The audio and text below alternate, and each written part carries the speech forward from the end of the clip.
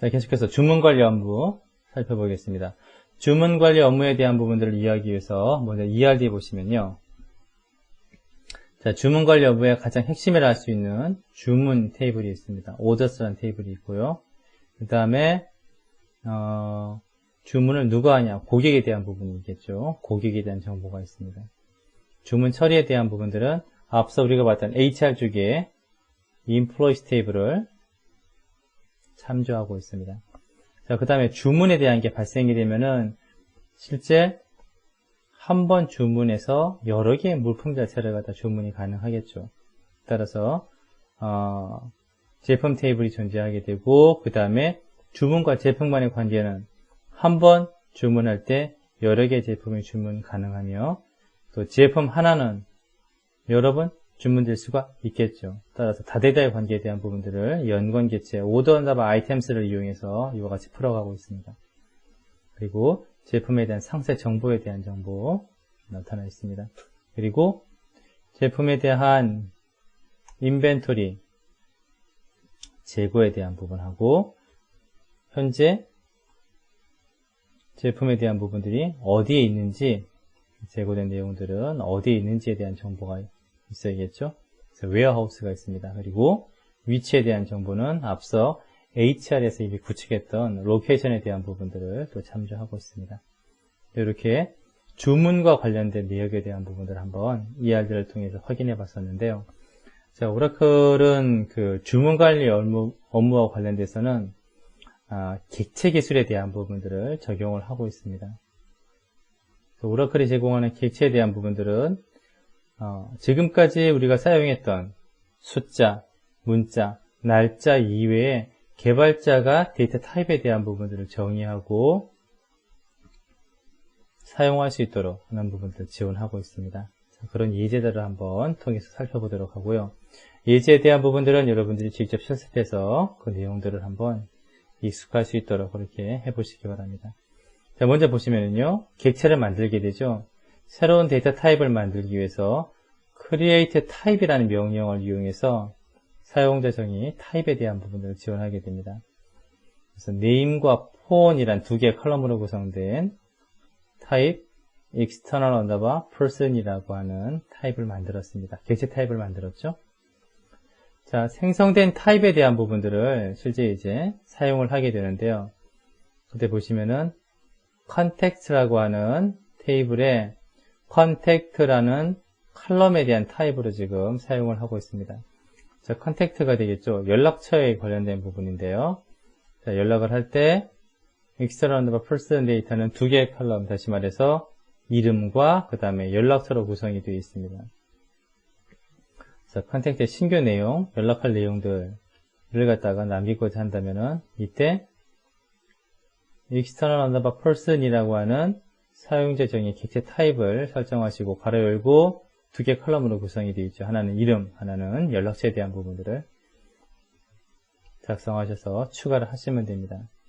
그리고 우리가 이제 그 contact라고 하는 내용들을 가져올 때는 RSC를 이용해서 C. 컬럼 이름 점 안에 있는 뭐예요?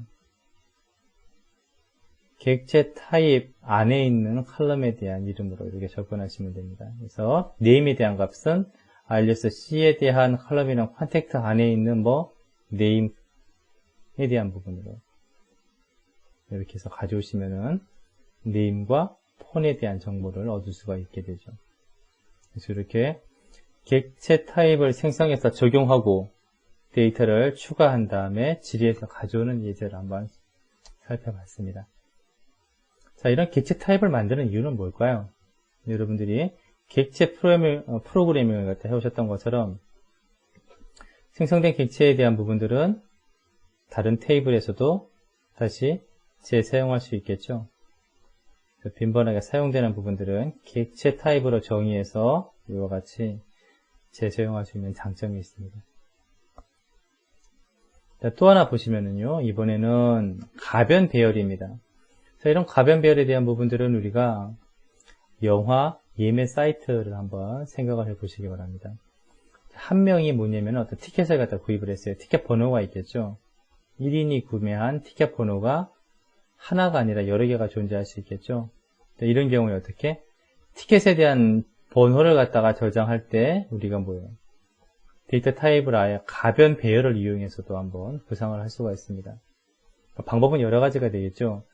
1인이 구매한 티켓 번호에 대한 부분들을 이와 같이 가변 배열을 이용해서 저장을 하거나 또는 한 명이 여러 개의 표를 갖다 구매할 수 있겠죠. 따라서 엔터티 타입의 관리를 갖다가 1대 다로 설정해서도 우리가 역시 데이터에 대한 부분들을 핸들링 할 수가 있습니다. 자, 가변 배열은 앞에서 생성했던 테이블과 타입에 대한 부분들을 삭제하고 다시 이제 생성을 하게 되는데요. create or replace type 명령을 이용해서 생성을 하게 됩니다. phone underbar list underbar type이라고 설정하고요. 이때 폰에 대한 부분들은 우리가 집전화, 사무실 이런 부분들을 다 포함을 하겠습니다.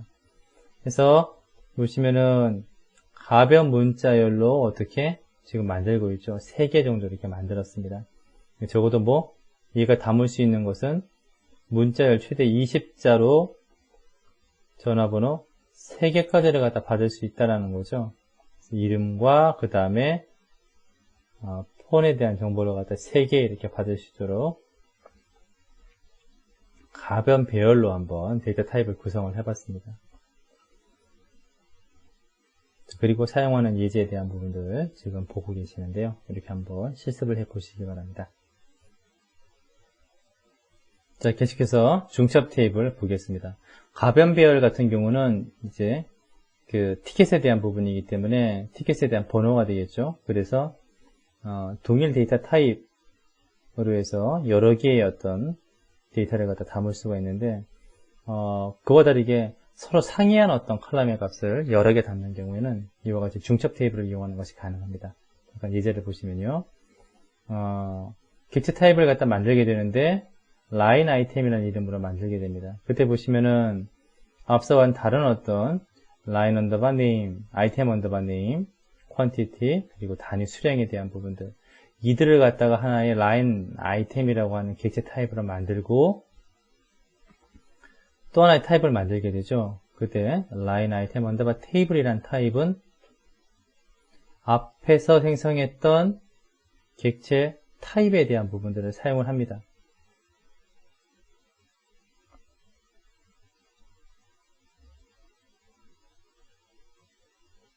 자, 그리고 난 다음 보시면요.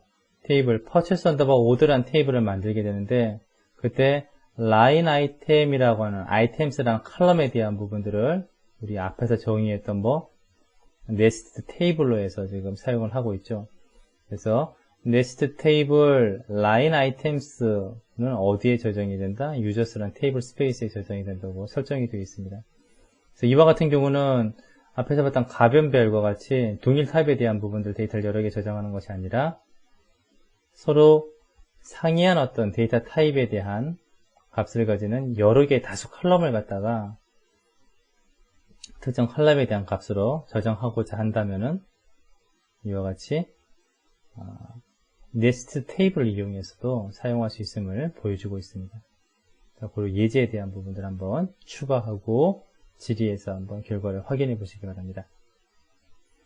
자, 인서트 구문에 대한 부분을 보시면요. purchase underbar order라는 테이블에 추가를 하게 됩니다. 그때 앞에서 봤던 그 객체 타입에 대한 부분들은 이름을 지정하고 그 다음에 phone underbar list underbar 타입에 전화번호와 전화번호에 대한 하나 이상의 전화번호에 대한 정보를 기록을 하고 있죠.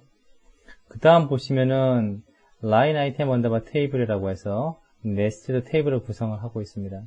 테이블은 말대로 여러 개 레코드에 대한 부분들을 저장할 수 있겠죠. 그래서 구매에 대한 부분이 요청이 있을 때 일련번호, 그 다음에 누가 구매를 했는지, 구매자에 대한 전화번호, 그리고 구매 내역에 대한 부분들은 테이블이기 때문에 여러 개 구매 항목마다 뭐냐면은 그 내용들을 갖다 기술을 할 수 있을 것입니다. 그래서 만약에 첫 번째 아이템에 대한 부분들을 했다면은 그때 수량과 가격에 대한 단위 가격에 대한 부분들을 명시할 수 있고 또 두 번째 아이템이 추가가 됐다면은 그 두 번째 아이템에 대한 수량과 단위 가격에 대한 부분들이 함께 들어갈 수가 있겠죠. 그렇게 해서 한 번의 질의를 통해서 뭐냐면은 구매 내역에 대한 정보들을 확인하는 것이 가능합니다. 자, 끝으로 네 번째 보시면은 객체 뷰에 대한 부분들을 제공하고 있는데 이 내용도 보시면요. 먼저 오더스 타입에 대한 부분들을 객체 타입으로 지금 정의를 하고 있습니다. 자, 그리고 한번 뷰를 만들어 보겠습니다. 우리 일반적으로 뷰를 만들 때 create, replace, view라는 명령을 이용해서 뷰를 좀 만들고 있죠. 그러나 일반 뷰와는 다르게 앞에서 생성했던 객체 타입 orders underbar 타입을 이용해서 지금 만들고 있습니다. 그래서 orders underbar 타입에 대한 부분들이 언급이 되어 있죠.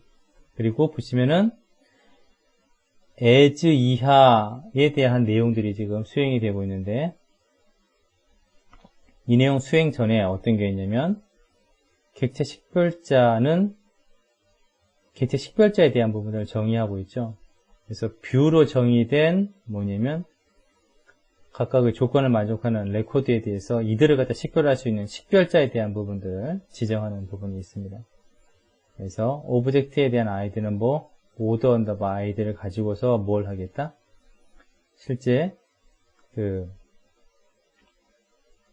각각의 레코드에 대해서 접근을 갖다 할 때 유일한 값 order underbar 아이디를 가지고서 이제 접근을 하겠다라는 거죠. 무엇을? 앞에서 설정했던 객체 타입에 대한 부분을 접근할 때 뭘 가지고 접근한다? order underbar id라고 하는 객체 식별자를 가지고서 별도로 접근을 갖다 해야 되기 때문에 with 구문을 이용해서 이와 같이 지정을 하고 있습니다. 자, 이렇게 해서 한번 구조 확인해 보시고 그 다음에 뷰를 이용해서 테이블과 동일하게 지리문을 수행해서 한번 결과를 확인해 보시기 바랍니다. 자, 이런 객체 뷰에 대한 부분들도 오라클이 제공을 하고 있는데 객체 기술을 적용하기 위해서 모든 테이블을 다시 재구성해야 되는가? 라는 질문을 한번 던져봤습니다. 자, 이렇게 사실 하지 않았죠? 테이블에 대한 부분들을 재구성하지 않고 어떻게 하고 있다? 객체 타입을 갖다가 객체 타입을 지금 별도로 생성을 하고 있죠. 타입을 생성하고 이런 객체 타입을 어떻게 인캡슐레이션 함으로써 객체 단위로 데이터를 갖다가 전송을 한다는 겁니다. 그럼 객체 단위가 아니라면 기존에는 어떻게? 각각 컬럼에 대한 데이터 값으로 해서 전송이 됐다는 거죠. 그러나 객체 단위로 데이터를 전송함으로써 네트워크, 그러니까 서버 클라이언트 간에 있어서의 네트워크에 대한 속도 향상도 기대할 수 있는 장점이 있습니다. 그래서 이런 부분들을 객체뷰를 이용해서 한번 활용하는 방법도 한번 실습을 통해서 확인해 보시기 바랍니다.